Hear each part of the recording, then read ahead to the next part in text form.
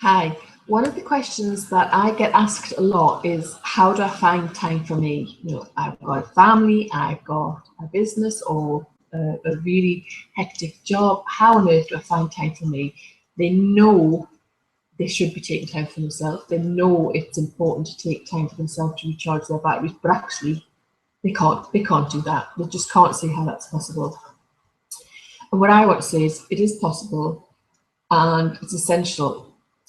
And we often don't realise this until it's too late, or we've just spent our whole, or a lot of our life absolutely stressed to bits and putting other people first. And I know as a woman, and especially women who are mothers, we put other people first. We put our kids first, especially. And I want you to think about it in a different way. I want you to think about the fact that you are teaching the next generation to do the same. You are teaching your daughters and your sons as well, because it's all about the equality now. We're teaching them to do the same. When I'm talking to women and saying to them, if you were telling your daughter 20 years from now, if you were giving her some advice, what would you say? Without fail would say, I'd tell them, go for it, go for your dreams, and take the time off, stop doing this, that, or the other. You don't need to say yes all the time. So they know exactly what advice they would give their daughter or their son, yet they're not doing it themselves. And that means they're not valuing themselves, they're not valuing their time. And what we forget is we are leaders, we are influencing the next generation. It's not just about running around after them, picking up, because it's easier to do that than to do, to have that conversation and to get them to help out. But it's easier to say yes than it is to say no. Most people don't like confrontation. But there doesn't have to be confrontation. If you have a genuine conversation with somebody and tell somebody how you feel, there doesn't have to be confrontation. So what I want you to do is think about things differently.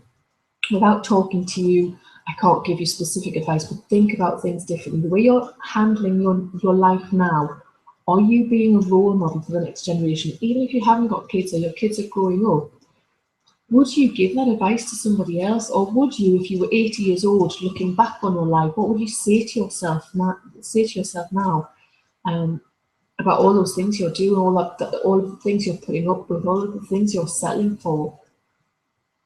We get so stuck in the moment that we forget this is our life and it's passing by day it's passing by. The last year has just flown by. I'm sure it has for lots of other people as well.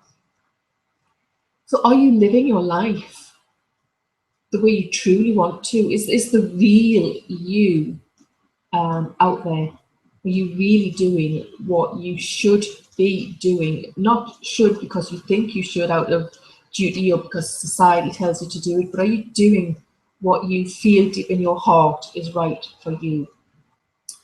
And this isn't about any sort of judgment about, put yourself first, sort everybody else. It's not about that. It's about doing what feels right for you.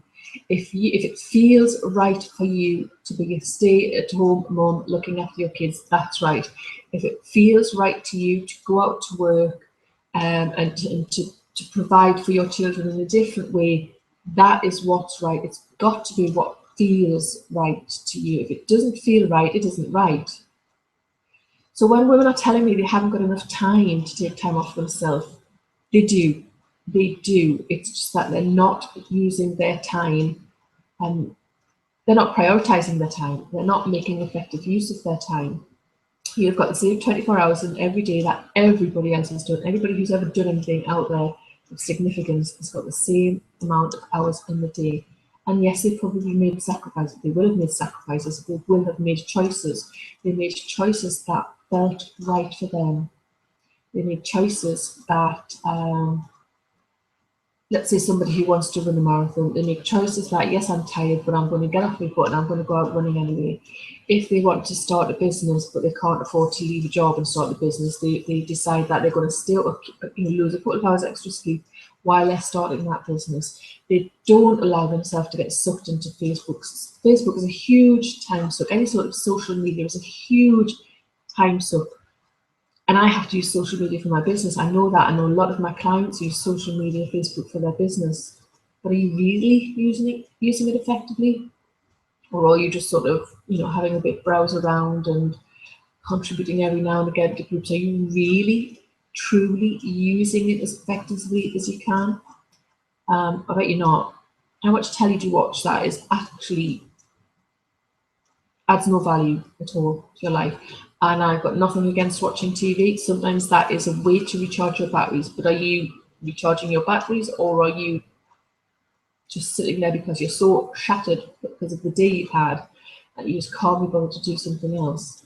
And if that's the case, if you're so shattered from the day you've had, or so stressed out, or whatever it is, so fraught from the day you've had, something's wrong in life. Something is wrong.